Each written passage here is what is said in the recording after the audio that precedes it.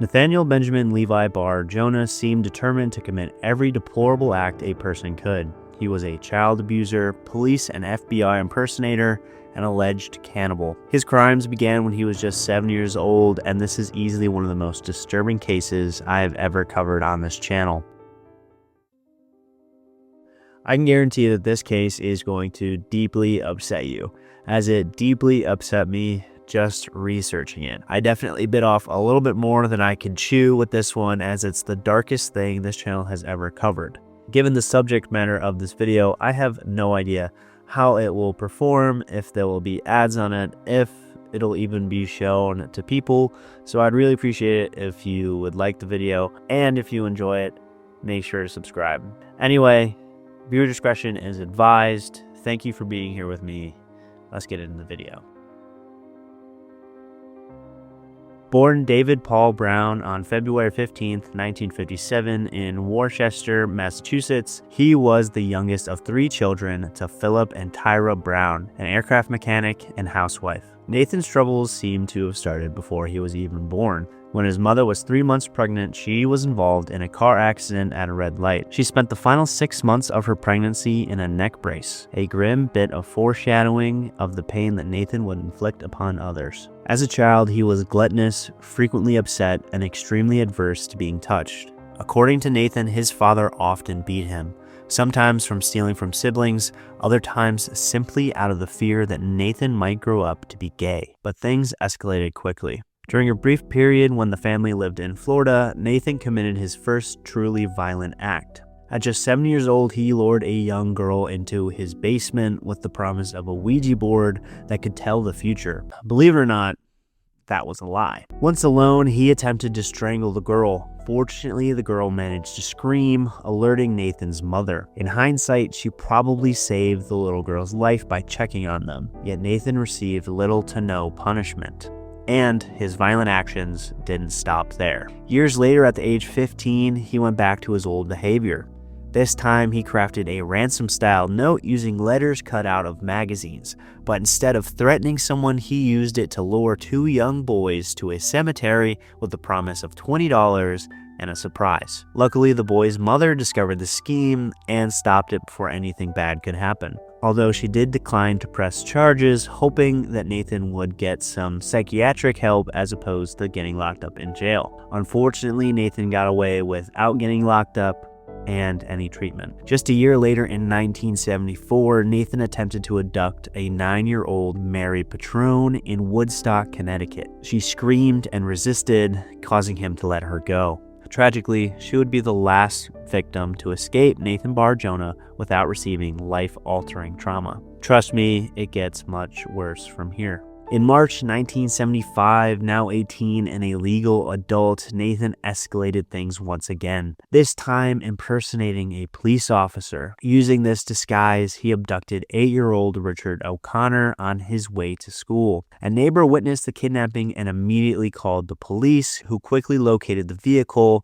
listed in the report. The scene they found was absolutely horrific, and by far the worst thing that I've had to research for this channel so far. The boy had been sexually assaulted and violently choked. The details are so disturbing that for your sake, I'm going to spare you most of them. Bear in mind, I've covered a couple true crime cases on this channel and multiple bear attacks, but this is by far the most evil thing I've ever had to research, so I'm just going to leave it at that.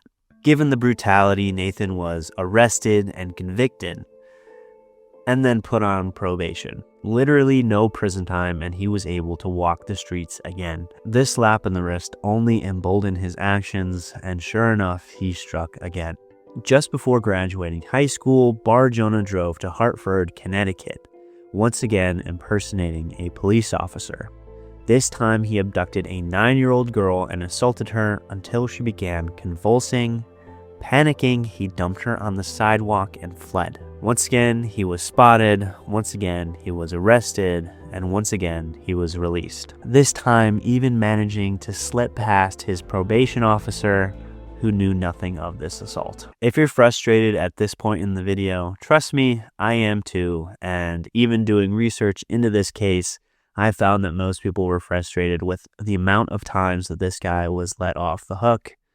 Trust me, you're not alone. Given that his probation officer didn't know of his most recent assault, in 1976, Bar Jonah was officially released from his probation on the assault of Richard O'Connor. Most disturbingly, he even received a letter thanking him for his cooperation throughout his probation. Quick aside, just you and me, researching this case made me realize how, in the 1960s and early 70s, how someone like the Zodiac Killer got away. Because they couldn't even put this guy in jail. Multiple eyewitnesses of this dude assaulting children, and he didn't even get put in prison. So no surprise why back in the day serial killers were not found. Oh, and don't worry, the system failures did not stop there. On September 24th, 1977, Bar Jonah escalated things once again. This time, he upped the ante and impersonated an FBI agent. He abducted another 2 boys while they were exiting a movie theater. He drove them to a secluded area and handcuffed them. At the time, Bar Jonah weighed a monstrous 375 pounds, and he used his intimidating size to his advantage. He locked up one boy in the trunk of his car while he dragged the other one away, where he attempted to strangle and suffocate the boy underneath his own immense body weight. Believing that he had killed the young child, Bar Jonah blew cigarette ashes on his believed to be dead corpse and walked away. The boy stayed perfectly still until Bar Jonah left the scene, where he seized the opportunity and then ran to find the police. Thankfully, officers quickly arrested Bar Jonah and saved the boy from the trunk of his car. This time, the justice system finally responded with something that resembled seriousness. Bar Jonah was convicted of attempted murder and sentenced to 18 to 22 years. But instead of serving that sentence in a traditional correctional facility, he was transferred to Bridgewater State Hospital for psychiatric evaluation. And what psychiatrics uncovered about Bar Jonah is chilling. While there, Bar Jonah repeatedly told them about his sexual fantasies involving murder, torture, dissection, and importantly, cannibalism. That latter fact of cannibalism being what he's most known for today. It was at that hospital that in 1984 that he legally changed his name to Nathaniel Benjamin Levi Bar Jonah. If you remember at the beginning of the video, his birth name was David Paul Brown, but he did change it in the hospital, and he's most widely known as Bar Jonah. He gave conflicting reasons on why he decided to change his name. Sometimes he claimed he wanted to honor Jewish heritage or to have a name that sounded like it came from the Old Testament of the Bible. Other times he was more vulgar, saying that he wanted to know what it felt like to be a discriminated Jew, which I can say, if not already established, this dude's crazy and kind of a total douchebag. I don't think he was trying to relate to Old Testament heritage. I think he was trying to get out of the hospital early and also make fun of Jewish people. That's what I think he was trying to do. But unbelievably, it kind of worked. In 1991, a few years early from his original prison sentence, Christian psychologists said that he was saved and now a child of God and ready to be released, and he was. Mind you, this is 4 years earlier than his minimum original prison sentence. 1 month later, unsurprisingly, he struck again. And this attack is probably the most ridiculous one of all of them. This time, he spotted a 7-year-old child sitting alone inside of a car right outside of the post office of Oxford, Massachusetts. Bar Jonah climbed into the vehicle and sat directly on top of the child. When bystanders noticed and approached, he fled. By happenstance, the police officer that had arrested him 15 years earlier recognized him based off of the description and had taken Bar Jonah into custody once more. Ridiculously, Bar Jonah claimed that he had gotten inside of the car just to get out of the rain, and he didn't even realize that the little boy was there. Now, obviously, you don't need me to tell you that that is a bizarre excuse for doing what he did, especially knowing his past track record. But later he did admit to lying and that he intended to kill the child. Now this guy is obviously the worst that a person could possibly be, and I didn't realize how bad it was going to be until I started researching it, and at the same time, this guy is so laughably stupid.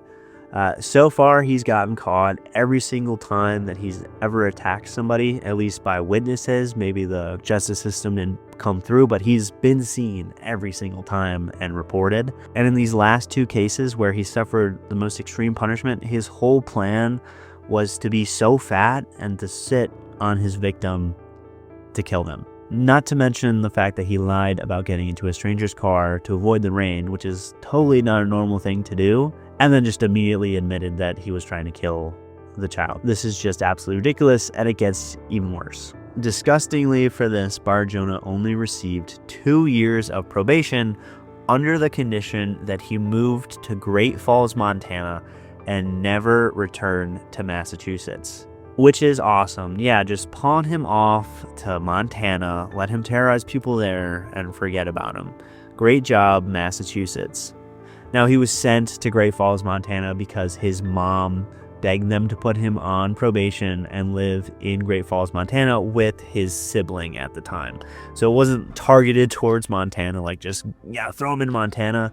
It was to be by family who could then watch over him, technically, but still obviously a far cry from justice, and he should not have been put on probation anywhere. Once in Great Falls, Bar Jonah started collecting toys, memorabilia, Star Wars items, and frequently held yard sales to hopefully attract young children.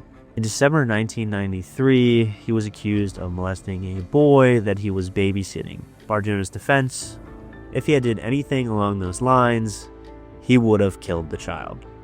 So clearly, he can't be guilty. Apparently, this case was ultimately dropped because Bar Jonah's right to a speedy trial was violated, and once again, this let him slip right through the cracks. And then came the case that changed everything.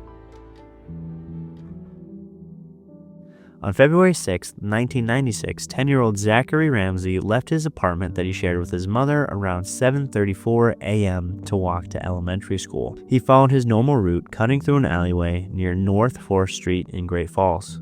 Zach never made it to school that day. Zach was wearing a blue denim jacket with green sleeves, a blue football jersey with his name printed on the back, snow-washed jeans, and high-top sneakers. Neighbors whose windows overlooked the alleyway reported seeing him on his normal route to school. Other neighbors also report seeing an off-white four-door car sitting near the alleyway. Other witnesses report seeing Nathaniel Bar Jonah standing near a dumpster in the alleyway that same morning. Those witnesses said that Bar Jonah was wearing a dark navy blue shirt.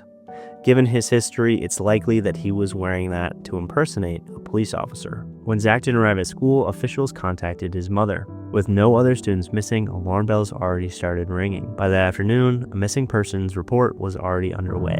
The FBI sent detectives a list of locally registered sex offenders, but investigators already had their eye on Bar Jonah. Detectives requested a warrant to search the home of Bar Jonah's mother, where he had been staying since he was forced to relocate to Montana. Horrifically, that request was denied, and Bar Jonah abruptly moved out. Incredibly disappointing, yes, but unfortunately there was no hard evidence connecting Bar Jonah and Zachary's disappearance, or even evidence that a crime had occurred at all.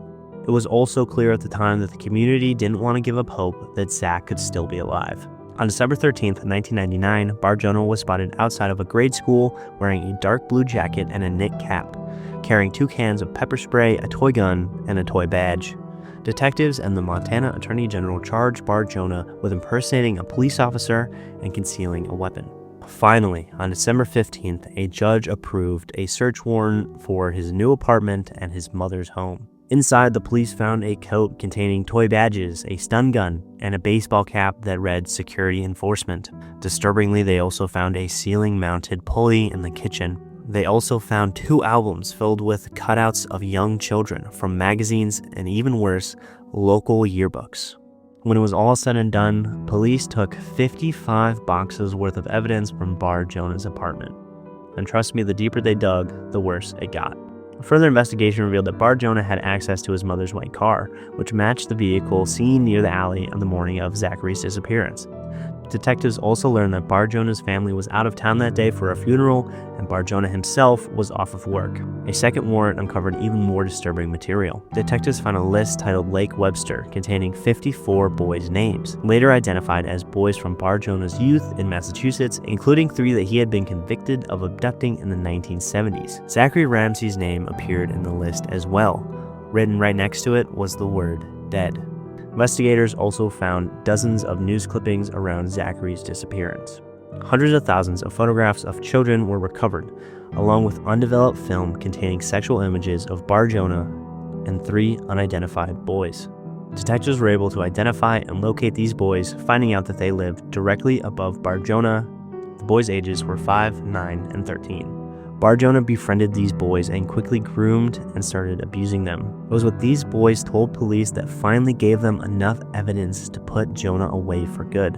Investigators also seized notebooks filled with coded writing. With help from the FBI, these codes were eventually unraveled. Inside, Bar Jonah described torturing and cannibalizing children, along with grotesque recipes involving human body parts. On July 5, 2000, Montana authorities charged Bar Jonah with the kidnapping and sexual assault of the 3 boys who lived above him. He was held in Cascade County Jail in Great Falls and pled not guilty. Prosecutors announced that they would seek the death penalty. Before we get into the cannibalism section of this video, I have to say that it's all alleged. There is no proof that he actually ever ate anybody or ever gave anyone else unknowingly human body parts to eat, but it is highly suspected given everything that they found inside of his apartment. Bar Jonah's fixation on cannibalism stretched back to his early childhood. At age 6, he was already picking at scabs until they bled and sucking on them, a habit so disturbing that school staff repeatedly contacted his mother. The behavior continued into adulthood. Guards and inmates in Montana State Prison watched him do the same thing, and one guard even reported seeing him put a scab in his mouth and getting sexually aroused. Going back to his time at Bridgewater State Hospital, he openly discussed fantasies involving torture, dissection, and cannibalism, telling therapists that he was curious about the taste of human flesh. Also, don't forget that he got out of that institution 4 years earlier than he was sentenced. After Zachary Ramsay disappeared, financial records showed that Bar Jonah hadn't purchased any groceries for nearly a month, although he could have used cash or already stocked up on food. But around the same time, he had begun hosting cookouts, and a lot of the people that came to them did report a strange tasting meat. He always brushed it off as it being venison from a deer he supposedly hunted, despite not owning a rifle, license, or have gone hunting at all. Investigators dug deeper and the picture grew increasingly darker. Bar Jonah worked part-time in the kitchens of Maelstrom Air Force Base and at Hardee's in downtown Great Falls, prompting speculation, but never proven, that he could have used those jobs to dispose of evidence. In his apartment, detectives found handwritten recipes titled Little Boy Pot Pie and French Fried Kid, along with journal entries describing serving these dishes to neighbors.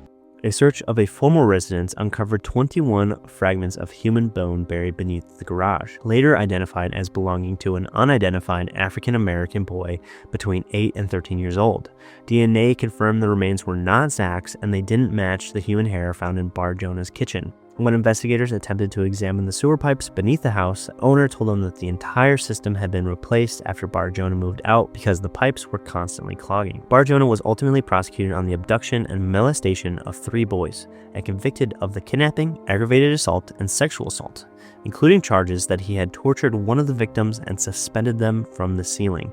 This goes back to the pulley system that was found in his house. In the middle of the proceedings, 38-year-old Mary Patrone recognized Bar Jonah as the man that tried to abduct her in 1974, although the statute of limitations had long since expired. For all of his crimes, Bar Jonah received a 130-year prison sentence, basically life in prison for his crimes, and was in prison until the day that he died. During the later trial on the murder of Zachary Ramsay, Zach's mother testified for the defense, after being convinced by Bar Jonah's attorneys that her son might still be alive. This fact helped sway jurors away from a murder conviction on Bar Jonah. This meant that Bar Jonah was never convicted on the murder of Zachary Ramsay, and what happened to Zach that day is still a mystery. While it might be hard to understand why Zachary's mother testified on the side of the defense, she believed that her son was still alive and didn't want to give up hope, and Bar Jonah was already in prison for 130 years. Montana authorities eventually did acknowledge that they had been unaware of Bar Jonah's extensive criminal history in Massachusetts, a failure that activists pointed out while pushing for stronger sex offender registration laws. Obviously, I don't think the situation was good from the get-go, but I mainly blame Massachusetts for letting Bar Jonah slip through the cracks constantly and then just shipping him off to Montana. In 2004, Bar Jonah tried to appeal his case to the Montana Supreme Court, but luckily they upheld his charges and he still had that 130-year prison sentence.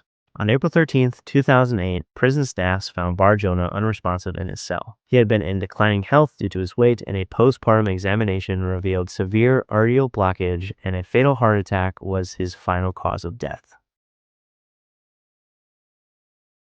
And that concludes today's video. I wanted to briefly thank you for being here. If you made it this far, make sure to like the video and subscribe so you get recommended more videos from me. I'm a fairly small creator, so it really means a lot when you do anything like that. I'd also like to shout out my members, where you get a video a day early. They are Ann and Aaron. I don't have a lot right now, but they really mean a lot because I'm not making too much money, as my videos aren't that big yet. Anyway, thank you for being here with me. If you want more content, you can watch this video right here, and I hope you have a wonderful day.